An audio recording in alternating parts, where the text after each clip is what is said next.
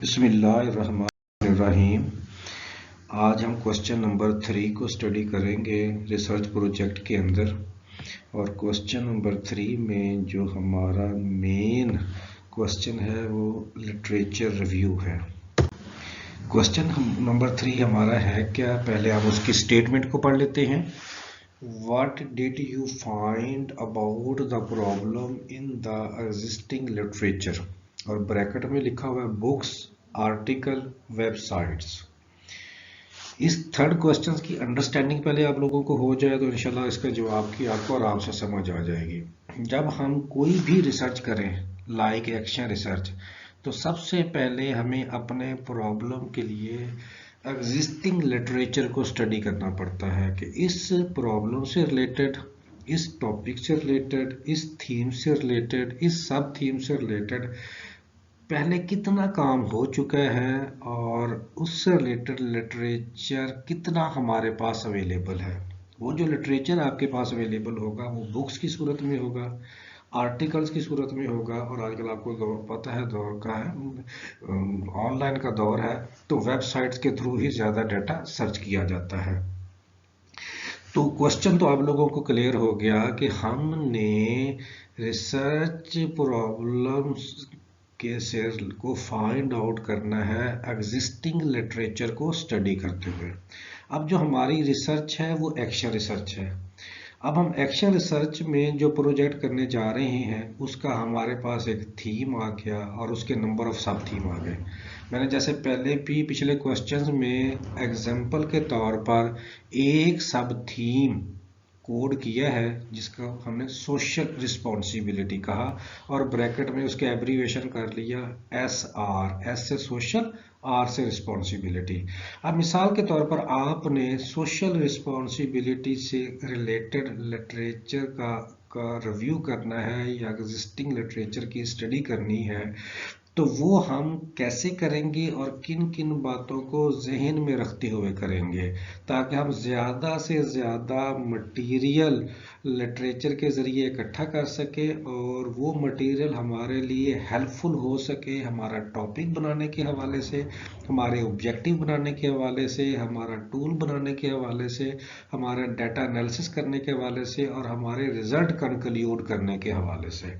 अब slide bye slide हम अपने इस कंसेप्ट को अंडरस्टैंड करने की कोशिश करते हैं। In an action research project on social responsibility, it would be beneficial to first conduct a literature review to understand the existing knowledge and perspective on the topic। कि हम action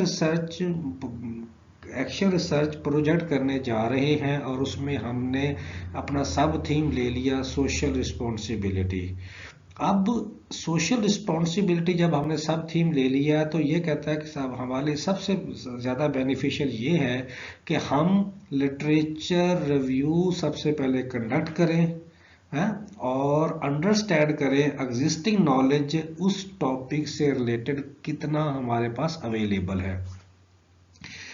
When searching for literature on SR means social responsibility in the context of action search, क्योंकि आप तो literature search करेंगे और मुख्तलिफ researches की form में आप लिटरेचर सर्च कर सकते हैं। हमारा यहाँ इस रिसर्च प्रोजेक्ट में जो मकसद है रिसर्च कंडक्ट करने का वो थ्रू एक्शन रिसर्च है, तो हम अपना लिटरेचर जो है वो भी उसी कॉन्टेक्स्ट में ही सर्च करेंगे। It may be helpful to use specific keywords, तो आपके जेहन में चंद एक कीवर्ड्स होने चाहिए अपने लिटरेचर को सर्च करने के हवाले से, क्योंकि लिटरेचर एक तो सीधा सीधा आप जाके टॉपिक लिख देंगे और उससे रिलेटेड आपके पास जो है लिटरेचर आने लग जाएगा।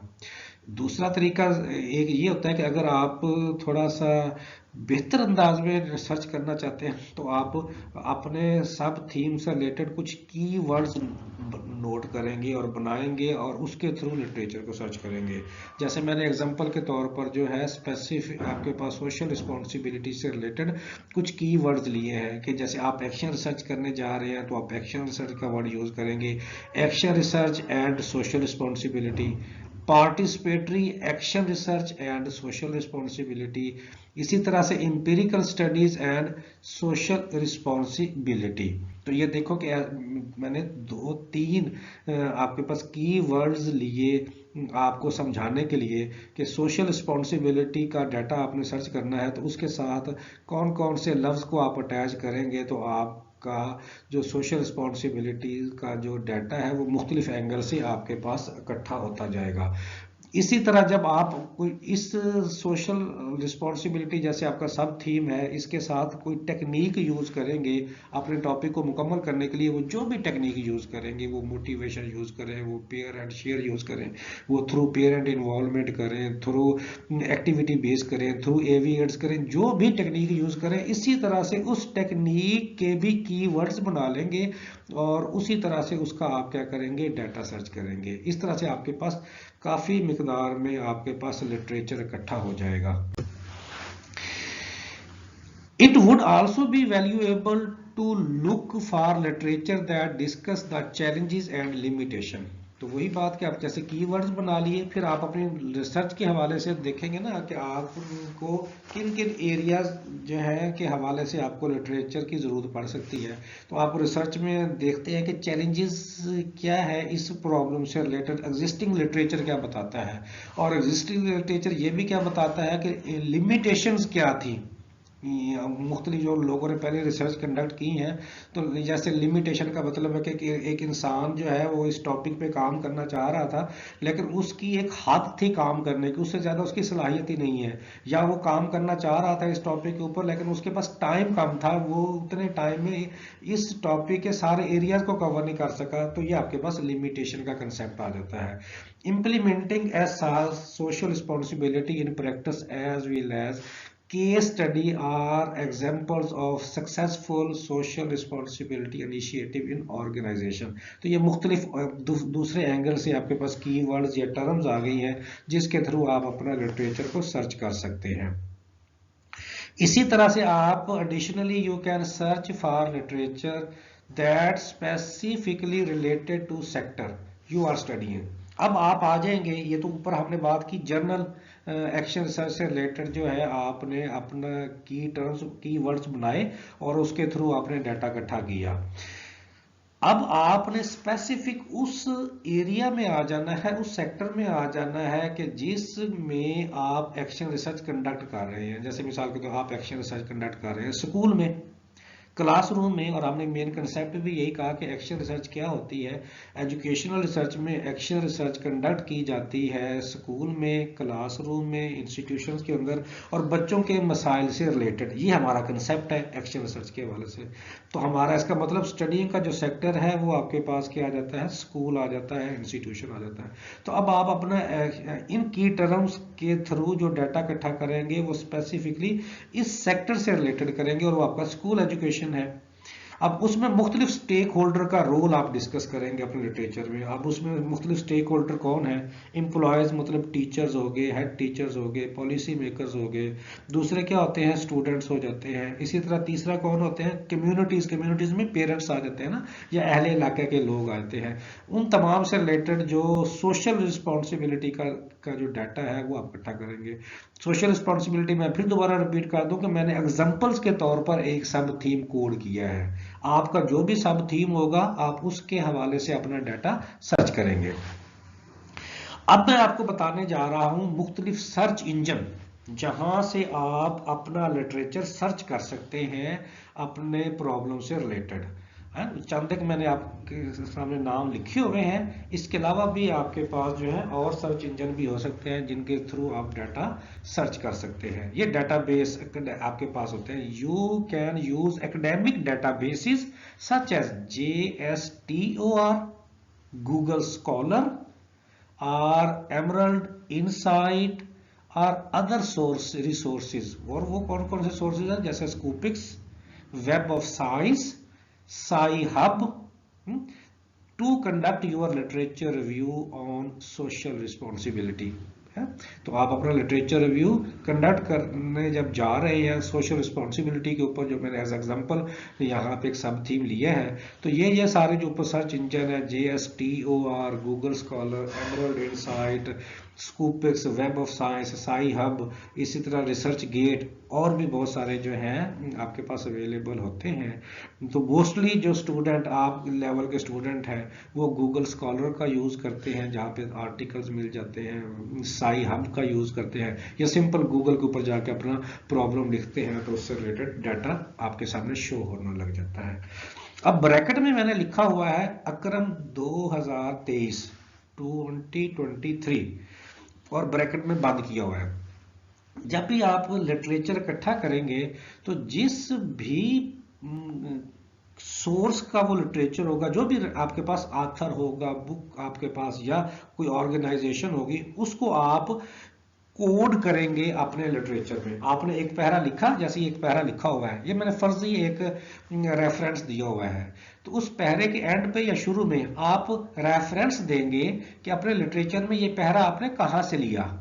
अब मिसाल के तौर पर एक ऑथर है, एक ऑथर है जिसने आर्टिकल लिखा और उस ऑथर का नाम अकरम है, मोहम्मद अकरम है, तो सारा जो उसका मेन नेम है अकरम, जैसे हमने वो लिखा, सारा नाम नहीं लिखना, उसका जो मेन नेम है अकरम, जैसे अकरम लिखा, कॉमा डाला और उसके बाद उसका पब्लिशिंग ईयर लिख दिया।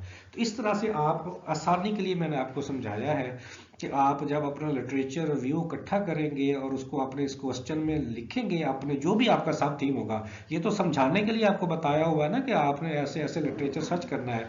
जो जो आप लिटरेचर सर्च करेंगे वो अपने इस थर्ड क्वेश्चन में आप डालते जाएंगे और हर पैरे के एंड पे आपने रेफरेंस कोड करना है। एक नाम है तो जो भी नाम है कॉमा ईयर, पब्लिशिंग ईयर आ जाएगा। दो नाम है अकरम एंड असलम, एंड कौन सा बनाना है, वो जो आपके पास वो जो मैथमेटिकल सिंबल वाला एंड होता है, AND एंड वाला नहीं, अकरम एंड असलम 2023, ठीक है ना।